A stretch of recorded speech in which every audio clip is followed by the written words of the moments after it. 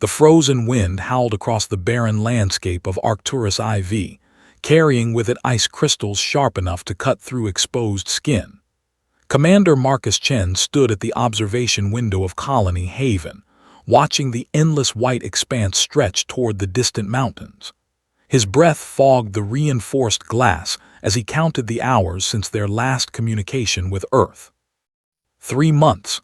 3 long months since the alien ships had appeared in orbit, and 2 months since they had begun their siege.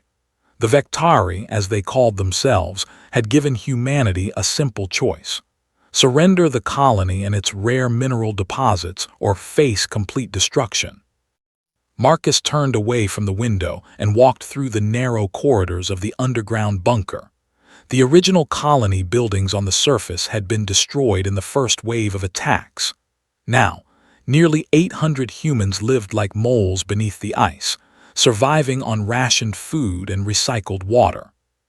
"Commander," a voice called out. Lieutenant Sarah Okonkwo jogged toward him, her dark face tight with concern. "We have a problem in the eastern tunnels. The heating systems are failing again." Marcus sighed. It was always something. The colony had been designed for 500 people at most. Now it housed nearly twice that number, and every system was pushed beyond its limits. How bad? "If we do not fix it within 6 hours, we will lose the eastern living quarters. 40 families live there, Commander." "Pull engineers from the water recycling team. That can wait another day." Sarah nodded and hurried away. Marcus continued his walk through the tunnels, stopping to speak with colonists along the way. A mother feeding her infant daughter, an old man repairing worn clothing, a group of teenagers studying from tablets, their education continuing despite everything. This was what they were fighting for, Marcus reminded himself. Not the minerals beneath the ice, not political pride or territorial claims. They were fighting for these people and their right to build a life on this frozen world.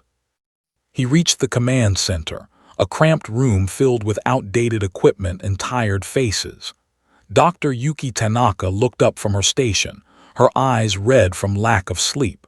She was their chief scientist and in many ways the reason they were still alive. "Any change in orbit?" Marcus asked. "The Vectari ships are holding position, 5 cruisers and 1 command vessel. They have not moved in days." Yuki pulled up a holographic display showing the alien fleet hanging in space above them. "They seem content to wait us out." "They know we cannot last forever," said Colonel James Wright, the colony's military commander. He was a large man with gray hair and scars from 3 different wars. "Our supplies are running low. Another month, maybe 2, and we will have to make a choice." "We have already made our choice," Marcus said firmly. "We voted. Every adult in this colony voted. We fight." "That vote was taken when we still had hope of rescue," James replied. "Earth has not responded to our distress signals. The nearest human colony is 4 months away by ship. No one is coming, Marcus." The words hung in the air, heavy and cold like the ice surrounding them. Marcus knew James was right.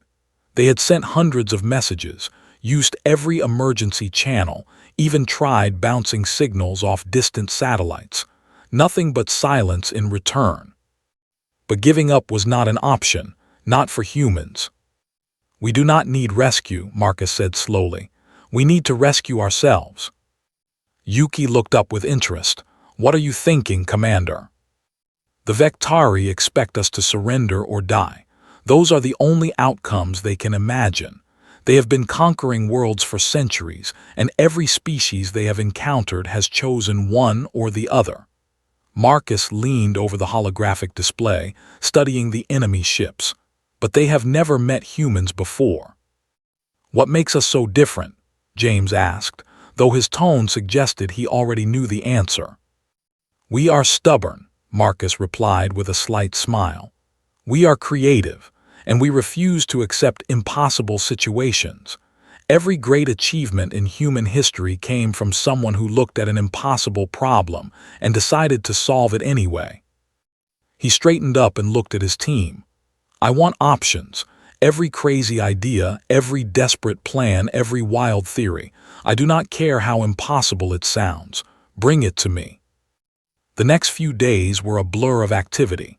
Engineers examined every piece of equipment in the colony, looking for anything that could be repurposed as a weapon.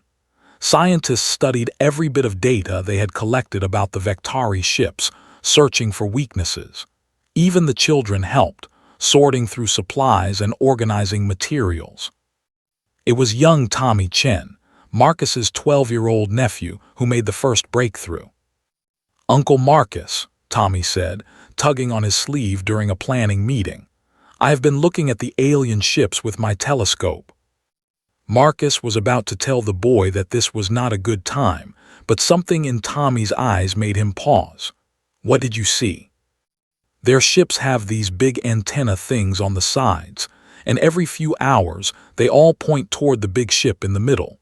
Tommy pulled out his tablet and showed hand-drawn diagrams. "I think they use them to talk to each other." Yuki grabbed the tablet, her eyes widening. "Of course, a centralized communication network, if we could disrupt it."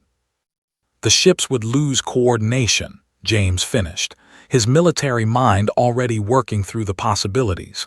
"They would be vulnerable." Marcus ruffled Tommy's hair proudly.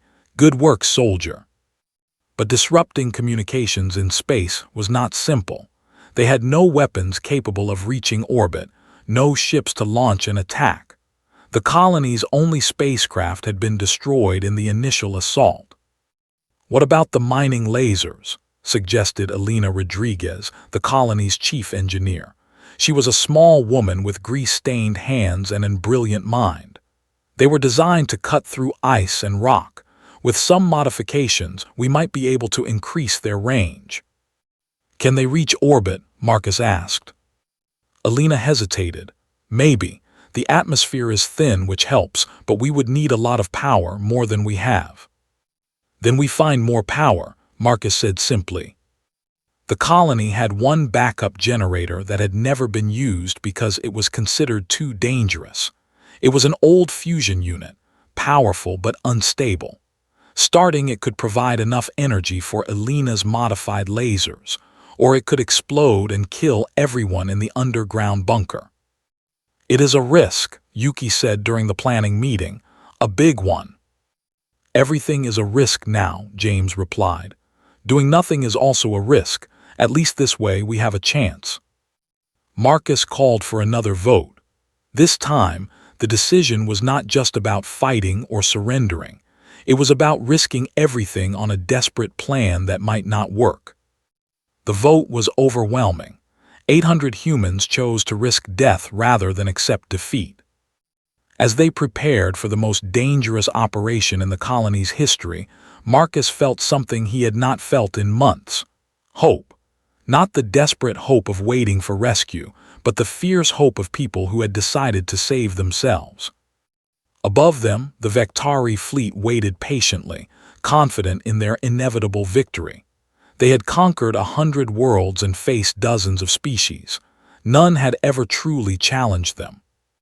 They were about to learn what humans were capable of when pushed to the edge of extinction. Elena Rodriguez had not slept in 3 days. Her team had transformed the mining bay into a makeshift weapons laboratory, working around the clock to modify the colony's industrial lasers. The original equipment had been designed to cut through ice and rock with precision. Now, they needed it to reach into space and strike targets hundreds of kilometers away. "The focusing array is the key problem," Elena explained to Marcus during his morning inspection. She held up a crystalline lens, its surface covered in fine scratches. "We need something that can handle the increased power output without shattering." "What do you need?" "A perfect diamond crystal about this size." Elena gestured with her hands to indicate something the size of a baseball. "The problem is, we do not have one. The largest diamond in our inventory is barely a centimeter across." Marcus frowned. This was exactly the kind of problem that could end their plan before it even started. "Is there any alternative?" "Maybe." Elena led him across the busy workshop to a corner where several scientists huddled around a complex machine. Dr. Tanaka has been working on something. Yuki looked up as they approached, dark circles under her eyes but excitement in her voice. Commander, I think I have found a solution. The ice on this planet is not ordinary ice. It contains trace elements from the asteroid impacts that formed these deposits. If we can purify and compress a sample under extreme conditions, we might be able to create a synthetic crystal with the properties we need. Might, Marcus asked. It has never been attempted before. The theoretical models suggest it could work, but there are no guarantees. Yuki paused. It will also require most of our remaining power reserves just to run the compression equipment. Marcus thought about the people depending on him. The families huddled in the underground tunnels. The children still studying their lessons, still believing adults would find a way to save them. The elderly who had traveled across the stars to build something new, only to face extinction. Do it, he said. The next 48 hours tested the colony's resolve. Power was cut to all non-essential systems. Heat was reduced to survival minimum levels. Families gathered together under shared blankets while the compression equipment hummed and groaned in the science bay. In the darkness of the main living quarters, old Mrs. Patterson gathered the children around her and told stories about Earth. Stories of oceans and forests, of cities with millions of people, of a world where the sun was warm and the sky was blue. The children listened with wide eyes, dreaming of a place most of them had never seen. Will we ever go back to Earth? Asked little Maya, clutching her worn stuffed bear. Mrs. Patterson smiled gently. Maybe someday, but right now this is our home, and your parents and the other adults are working very hard to keep it safe. Why do the aliens want to hurt us? Asked Tommy Chen, who despite his earlier contribution still did not fully understand the conflict. The old woman thought carefully before answering. They want what we have built, the minerals under the ground, the work we have done. But more than that, I think they simply do not understand us. They see us as weak because we are small. They do not know that humans have always been small compared to the universe, and we have never let that stop us. Meanwhile, in the science bay, Yuki watched the temperature readings climb as the compression chamber reached critical levels. The machine screamed with the effort of forcing matter into new configurations. Warning lights flashed. Alarms blared. But she held her ground, making tiny adjustments, refusing to give up. Dr. Tanaka, the containment field is fluctuating, warned her assistant, panic in his voice. We should abort. Not yet. Yuki's fingers danced across the controls. She could feel the machine trembling, could sense the forces at work within the chamber. Her mind calculated probabilities and outcomes with impossible speed. Just a little more. The machine let out a final, deafening shriek and then suddenly went silent. Red lights turned green. The chamber began to cool.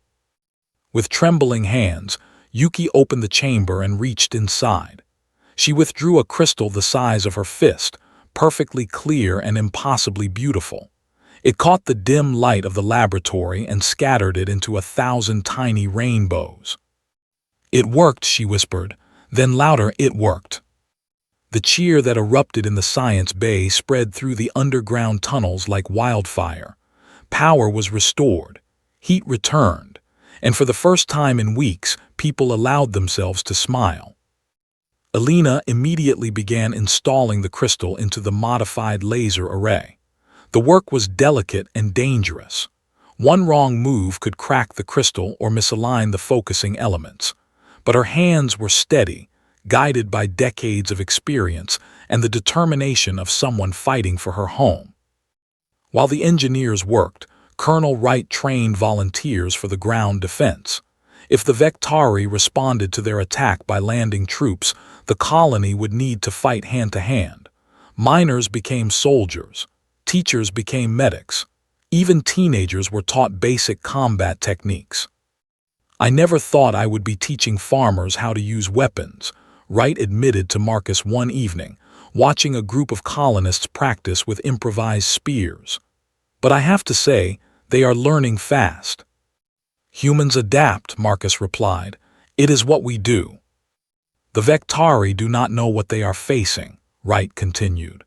In their records, every other species they have conquered either surrendered immediately or fought until they were overwhelmed. They have never seen a species that fights smart, that learns, that refuses to accept defeat even when defeat seems certain. Marcus nodded. Then let us teach them something new. The fusion generator was the final piece of the puzzle. It sat in a reinforced chamber at the deepest level of the colony, surrounded by safety systems that had been checked and rechecked dozens of times. Starting, it would either give them the power they needed or kill them all instantly. "Are you ready?" Marcus asked Alina as she prepared for the activation. "No," she admitted with a nervous laugh, "but I am going to do it anyway." The countdown began. The entire colony held its breath. In the living quarters, parents held their children close. In the command center, Marcus watched the readings with white-knuckled hands. 3, 2, 1. Alina pressed the activation switch. For a terrible moment, nothing happened. Then the generator hummed to life, its ancient systems working perfectly despite years of neglect. Power flooded through the colony's systems. The lights grew brighter, the air grew warmer, and in the modified laser array, energy began to build. "We have power," Alina reported, her voice shaking with relief. "We have more than enough power." Marcus allowed himself a single moment of celebration before turning his attention to the next challenge. They had the weapon. Now they needed a target. Tommy's observations had identified the communication antennas on the Vectari ships, but which antenna was most important? Which ship controlled the others? The wrong choice could waste their one chance at striking back. It was Sarah Okonkwo who found the answer, buried in the colony's old research archives. 20 years ago, there was a brief encounter between human explorers and a Vectari scouting party, she explained, displaying ancient reports on the command center screens. The encounter was peaceful, and both sides exchanged some basic information, including details about Vectari fleet organization. And Marcus leaned forward eagerly. The command ship always stays in the center of the formation. It has the most powerful communication array, which coordinates all other ships. If we can destroy that array, the other ships will be unable to act together effectively. Marcus looked at the holographic display of the enemy fleet. The central ship was larger than the others, its hull bristling with weapons and sensors.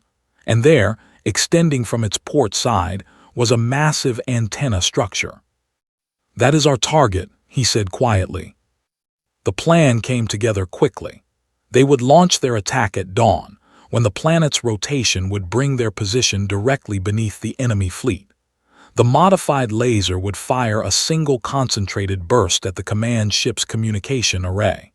If it worked, the Vectari fleet would be thrown into confusion, giving the colony precious time to prepare further defenses. If it failed, the aliens would know exactly where they were, and would likely respond with overwhelming force. The night before the attack, Marcus walked through the colony one final time.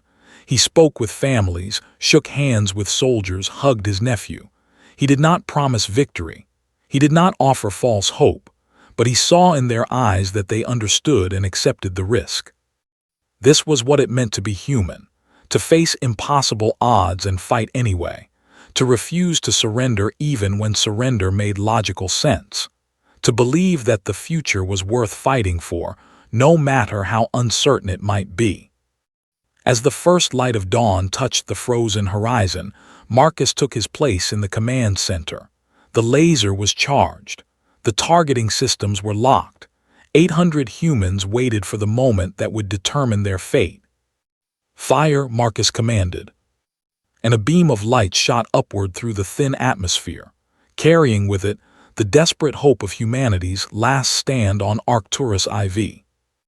The laser struck the Vectari command ship's communication array with devastating precision. For a moment, the entire antenna structure glowed white-hot against the black of space. Then it exploded in a shower of debris that spread outward in a silent, deadly cloud. In the command center of Colony Haven, cheers erupted as sensors confirmed the hit. Alina practically danced with joy, her exhaustion forgotten. Sarah embraced Yuki, both women crying with relief. But Marcus kept his eyes fixed on the tactical display. "Wait," he said, his voice cutting through the celebration. "Watch what happens next." Above the planet, the Vectari fleet responded to the attack. The 5 escort cruisers began moving independently, breaking formation without the coordination of the command ship. 2 of them nearly collided, their navigation systems unable to compensate without central direction. A third spun wildly, its engines firing in random bursts. "Tommy was right," Yuki breathed. "Their entire fleet depends on that communication system. Without it, they cannot function properly." "They will adapt," Colonel Wright warned. "The Vectari are not stupid. They will find a way to restore coordination." "How long do we have?" Marcus asked. Wright studied the enemy movements carefully. "Based on their current state of confusion, I estimate 12 to 24 hours before they can establish a backup communication system. Maybe less if they have emergency protocols we do not know about." "Then we need to hit them again while they are vulnerable," Marcus decided. "Alina, how quickly can you recharge the laser?" Alina shook her head. "The crystal absorbed too much heat. It needs at least 6 hours to cool and stabilize before we can fire again. Push it too hard and it will shatter." 6 hours, Marcus repeated. He looked at the chaos in orbit, watching the alien ship struggle to regroup. They had one chance, one window of opportunity. What else can we do in 6 hours? The answer came from an unexpected source. Young Tommy Chen burst into the command center, waving his tablet excitedly. "Uncle Marcus, I have been watching the ships. Look at this." The boy pushed through the crowd of adults and thrust his tablet toward the holographic display. "The confused ship, the one spinning around, it is heading toward the planet. If it does not correct its course, it will enter the atmosphere." Yuki quickly verified the trajectory. "He is right.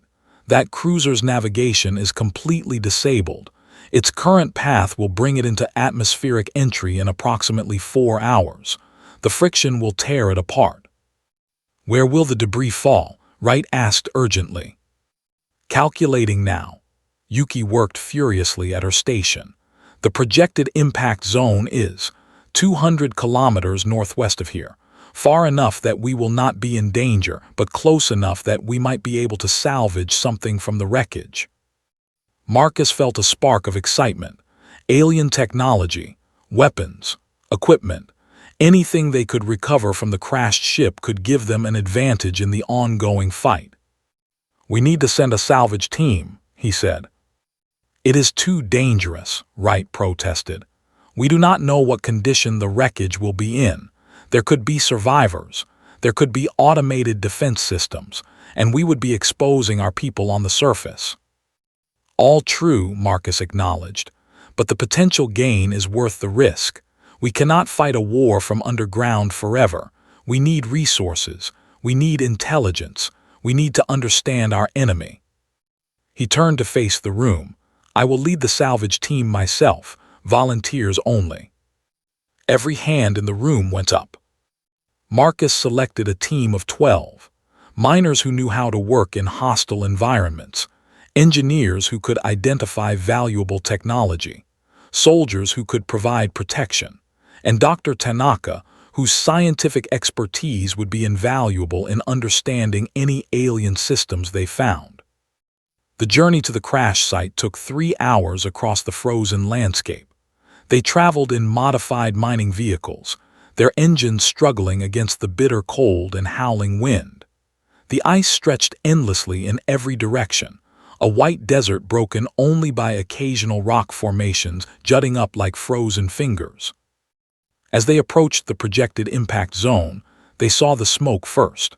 A thick column of black rising into the gray sky, marking the location of the crashed vessel like a beacon. Then they saw the debris field, scattered across several square kilometers. Alien metal glinted among the ice, twisted and broken, but still recognizable as technology far beyond anything humans had created. "Stay alert," Marcus ordered as they dismounted from the vehicles. "Check for survivors. Check for automated systems. Do not touch anything until we confirm it is safe." The team spread out carefully, weapons ready. The largest piece of wreckage was the ship's forward section, half buried in the ice where it had come to rest after the crash. Its hull was cracked open, revealing the interior compartments. Yuki approached the opening carefully, her scientific equipment scanning for radiation and other hazards. "It appears safe to enter," she reported. "I am detecting no active power sources, no biological signatures." "Everyone is dead?" Marcus asked. "Or they evacuated before the crash. Vectari ships are supposed to have escape pods." Yuki pointed to several empty slots along the inner hull. "See, the pods are gone." Marcus nodded and led the team inside. The interior of the alien ship was strange and beautiful in its own way. The walls curved organically, covered in patterns that might have been decorative or functional. Control panels displayed incomprehensible symbols.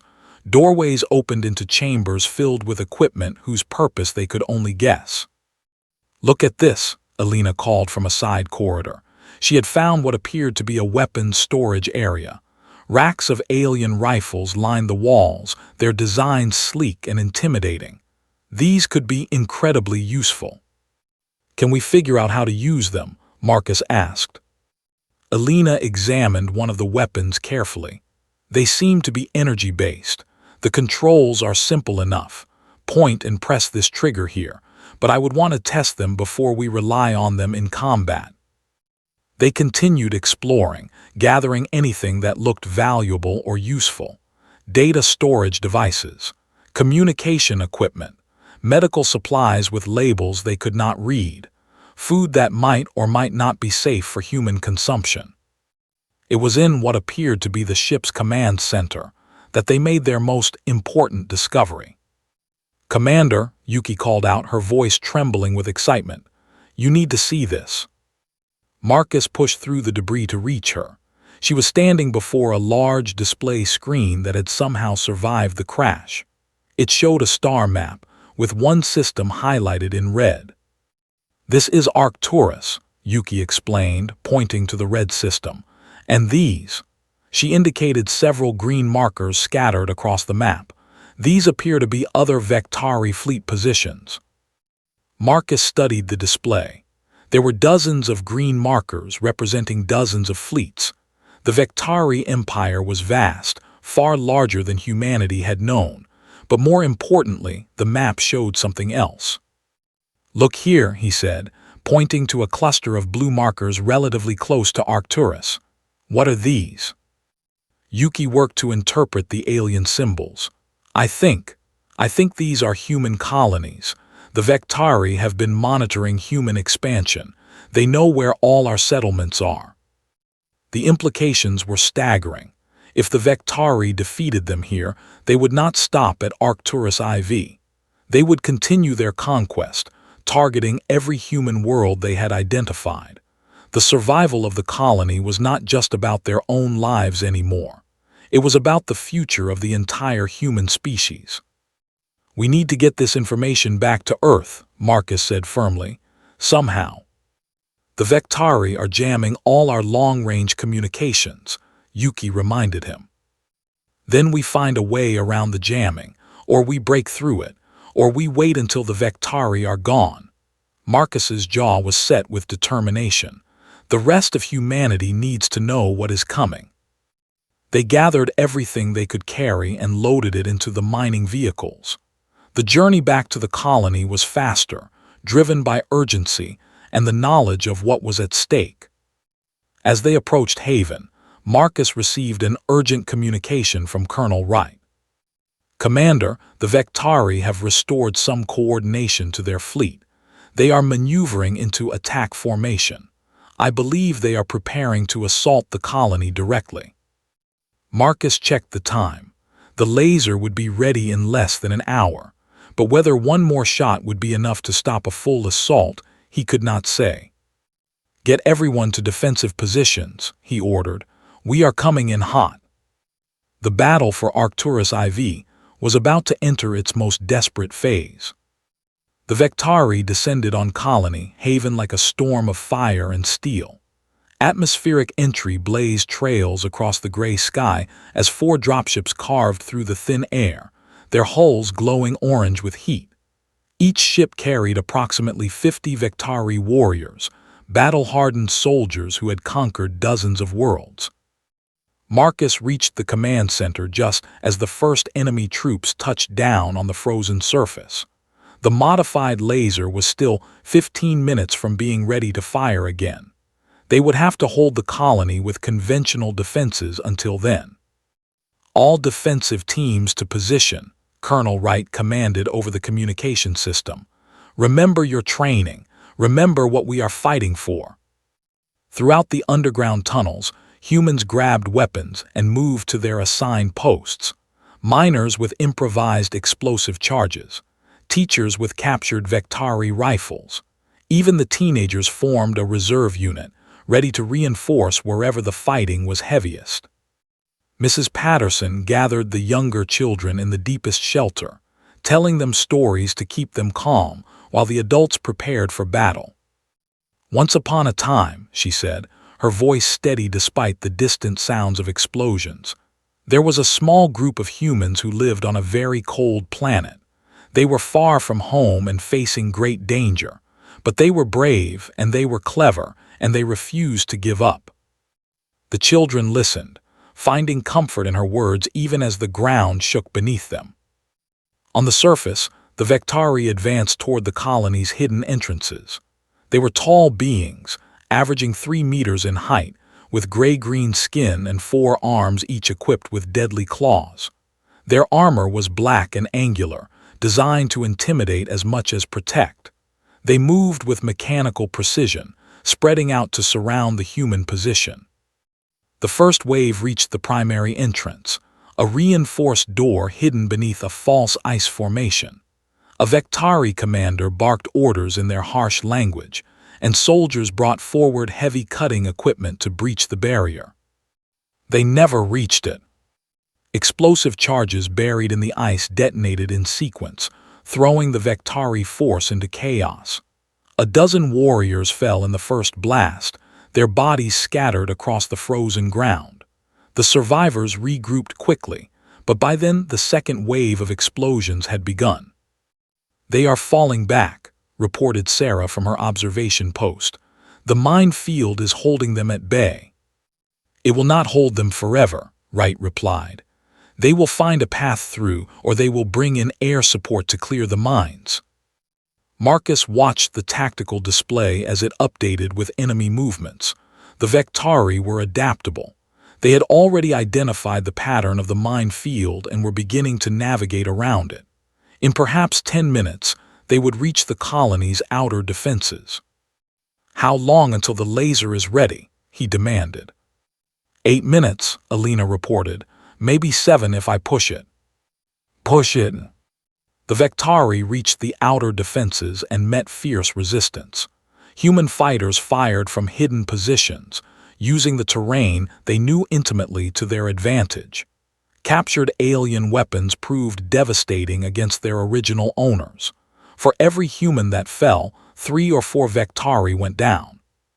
But the aliens had numbers on their side, and reinforcements continued to arrive from the dropships. In the eastern tunnel, a young woman named Rebecca Harmon led a squad of former farmers in desperate close-quarters combat. She had been a wheat farmer on a peaceful colony before the siege began. Now she fought with the ferocity of a cornered animal, protecting the families sheltering behind her. "Hold the line," she shouted as a Vectari warrior broke through their barricade. "Do not let them pass." She threw herself at the alien, her knife finding the gap in its armor that her squad had discovered through brutal trial and error. The Vektari fell, and she was already turning to face the next attacker. In the western corridor, Colonel Wright himself held the line with a group of elderly veterans. These were men and women who had fought in conflicts across the solar system before retiring to the colony for peaceful years. Now they remembered old skills, old instincts, and proved that age had not dulled their courage. "They think we are soft," Wright growled, firing his rifle with practiced precision. "They think because we came here to farm and mine, we have forgotten how to fight. Show them how wrong they are." The battle raged for what felt like hours but was only minutes. Every second counted. Every moment brought Alina closer to having the laser ready for another shot. Finally, her voice came over the communication system. "Commander, the laser is charged and ready." Marcus immediately switched to the targeting display. The remaining Vektari ships in orbit had moved to support the ground assault, but one had drifted too close in its eagerness to provide cover fire for the troops below. "Target their closest cruiser," he ordered. "Engine section." Targeting confirmed, firing. The laser lanced upward through the atmosphere, striking the Vektari cruiser's engine compartment with surgical accuracy. For a moment, nothing happened. Then the ship's reactor went critical. The explosion was visible from the surface, a brilliant flash of light that turned the gray sky momentarily white. Debris rained down across a wide area, though fortunately far from the colony. The effect on the ground forces was immediate. Vektari warriors hesitated, looking up at the destruction of another ship. Their communication devices crackled with confused orders and conflicting reports. The coordinated assault began to fragment. "Push them back," Marcus commanded. "This is our moment." The human defenders surged forward, pressing their advantage. The Vektari, caught between confusion from orbit and unexpected aggression from the humans, began to retreat. One by one, they fell back toward their dropships. But they did not flee, they regrouped. The Vektari commander on the ground was a veteran named Carvex who had conquered 11 worlds. He had never been defeated, and he did not intend to start now.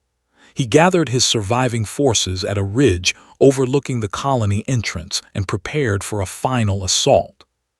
"These creatures fight well," Carvex admitted to his subordinate. "Better than any species I have faced, but they cannot match our numbers or our technology in the long run.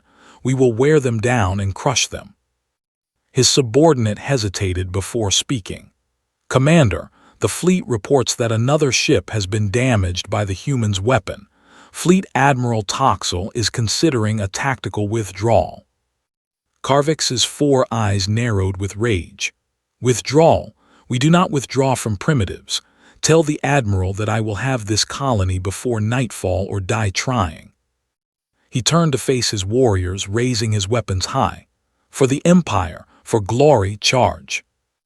The Vektari swept down the ridge like a tide of death, their war cries echoing across the frozen landscape.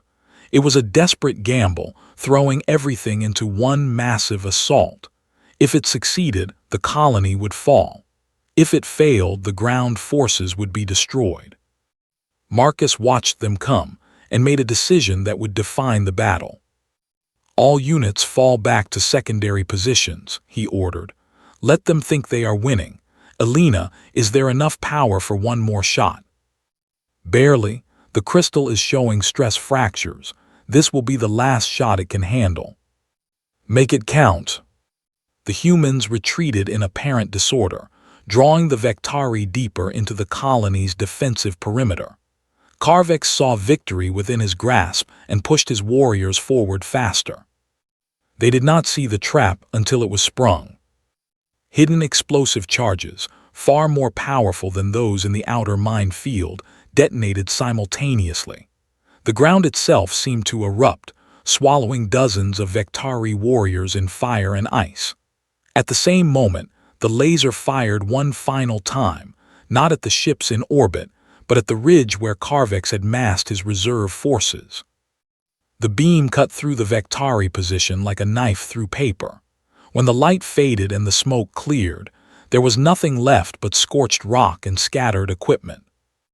Carvex himself survived, sheltered by a rock formation that absorbed most of the blast, but his army was shattered. Of the 200 warriors who had begun the assault, fewer than 40 remained.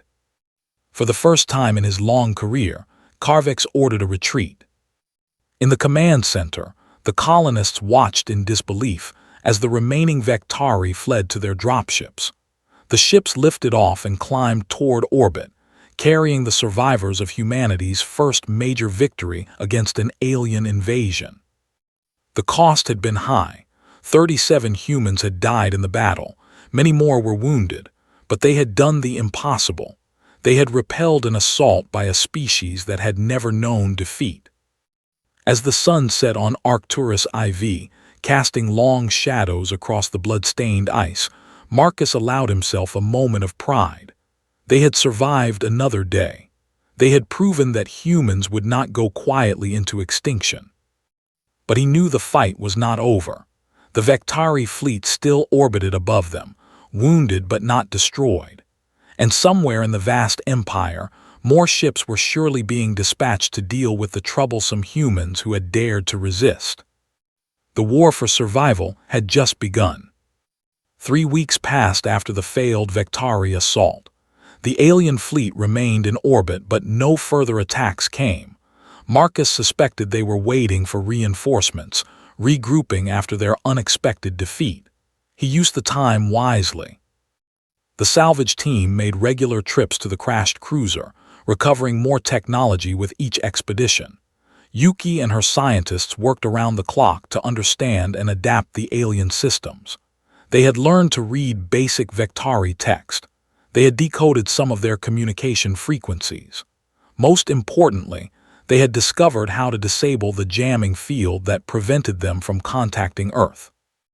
The jamming signal originates from the command ship, Yuki explained to the Colony Council. Even with its communication array destroyed, the ship is broadcasting a powerful interference field that blocks all long-range transmissions. But we found something interesting in the wreckage. She held up a small device, no larger than a human hand. This is a Vectari emergency beacon. It operates on a frequency that passes through their own jamming field. If we can modify it to carry a human message, we might be able to reach Earth. How long will that take? Marcus asked. I believe we can have it ready within a week, maybe less. Marcus nodded. It was their best hope. If they could warn Earth about the Vectari threat, if they could share the star maps showing the location of human colonies, then even if the colony fell, humanity would have a chance to prepare. But he did not intend for the colony to fall. Alina had been working on new weapons, adapting Vectari technology to human needs.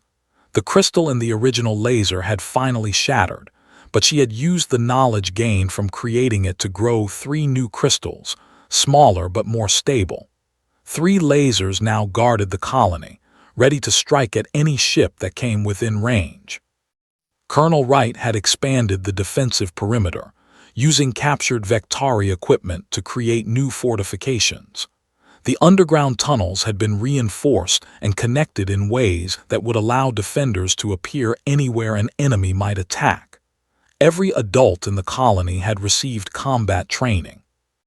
Even the children contributed, finding ways to help that adults had not considered. Tommy Chen organized a communication network among the young people, passing messages quickly through the tunnels when electronic systems might be jammed. Little Maya and her friends gathered ice crystals that could be processed into the materials needed for more weapons.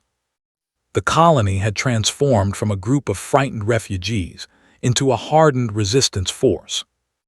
On the 23rd day after the battle, the sensors detected new contacts entering the system.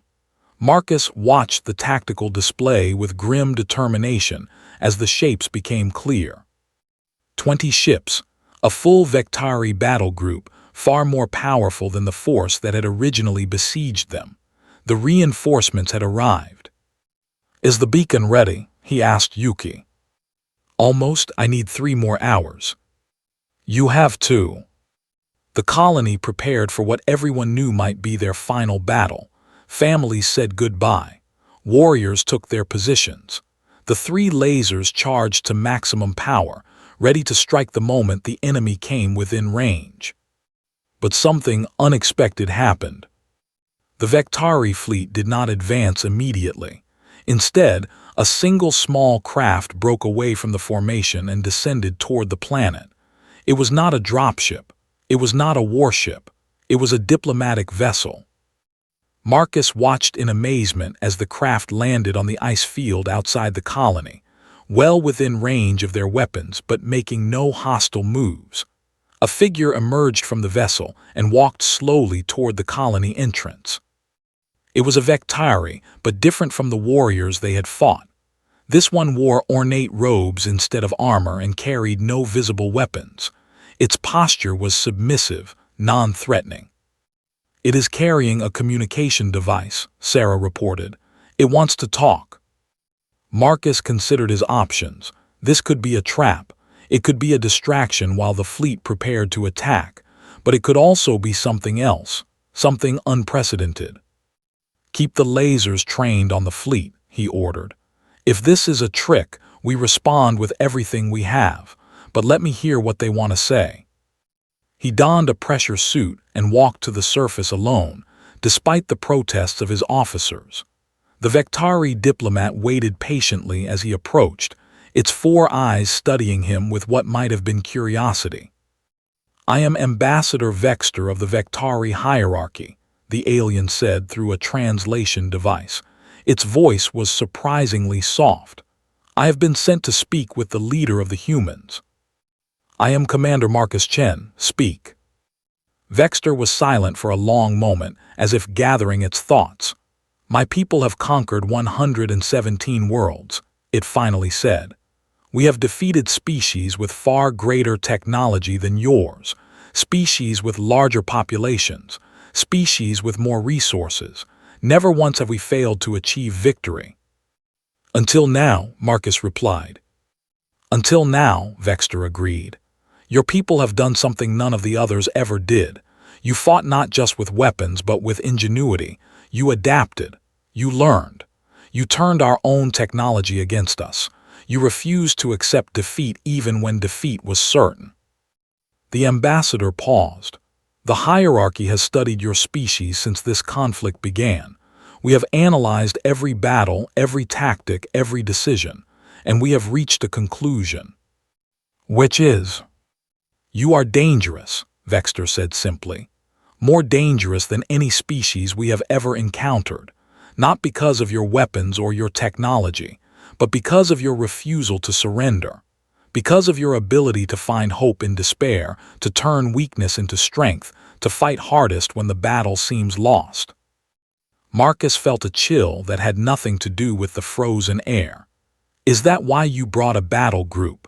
To destroy us before we become even more dangerous? No, the ambassador's voice carried what sounded like respect. The hierarchy has decided that continuing this conflict would be unwise. We could destroy your colony. Perhaps we could even destroy your species eventually. But the cost would be enormous. You would fight to the last, and even in defeat, you would inspire others to resist us. Vexter reached into its robes and withdrew a small cube. This is a peace treaty. The hierarchy proposes a cessation of hostilities. We will withdraw from this system and acknowledge your claim to it.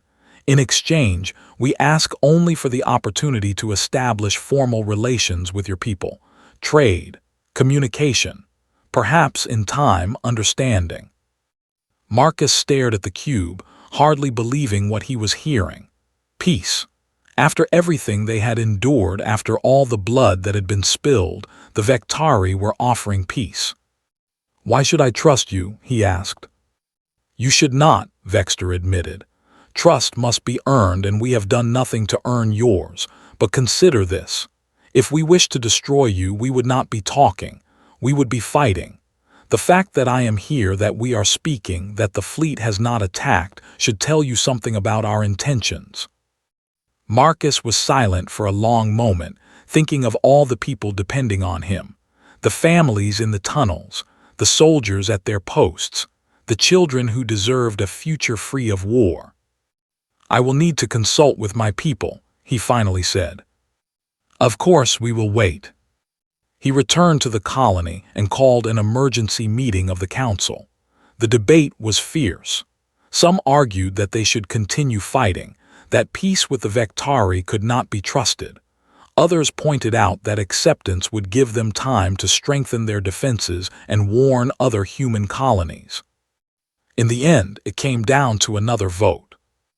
800 humans chose peace, but not unconditional peace. They demanded that the Vectari withdraw from the system entirely. They demanded access to the galactic communication networks so they could contact Earth. They demanded recognition of humanity as an independent species with rights and territory of their own. Vector accepted every condition. 3 days later, the Vectari fleet departed from Arcturus IV. The modified beacon was no longer needed because the jamming field was gone. For the first time in months, the colony was able to send a message to Earth. Marcus composed the message himself, sitting in the command center surrounded by the people who had fought beside him. "To Earth and all human colonies," he began. "This is Commander Marcus Chen of Arcturus IV. We have survived." He went on to describe everything that had happened: the siege, the battles, the discovery of the Vectari star maps, and finally the peace treaty that had ended the conflict. "We won not because we were stronger," he concluded. "We won because we refused to give up, because we adapted, because we found hope when there was none and strength when we had nothing left. This is what it means to be human. This is what will always set us apart. No matter how vast the universe, no matter how powerful our enemies, we will never stop fighting for our future." He paused, looking around at the faces of his people.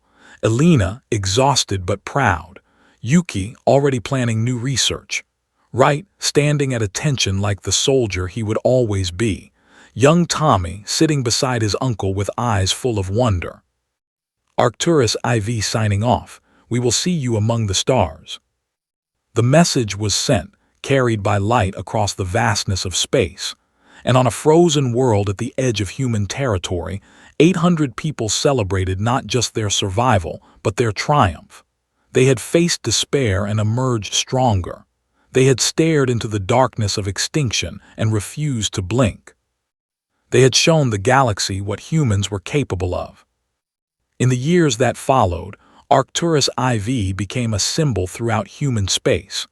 A monument was built on the surface, marking the place where the first battle had been fought. Visitors came from across the colonies to see the frozen world where humanity had proven its resilience. Marcus Chen served as the colony's leader for another decade before retiring to a small cabin overlooking the ice fields. He spent his final years writing history, ensuring that future generations would remember what had happened and why it mattered. And when young people asked him what the secret was, what had allowed them to win against such overwhelming odds, he always gave the same answer. "We are human," he would say with a smile, "and humans do not know how to quit."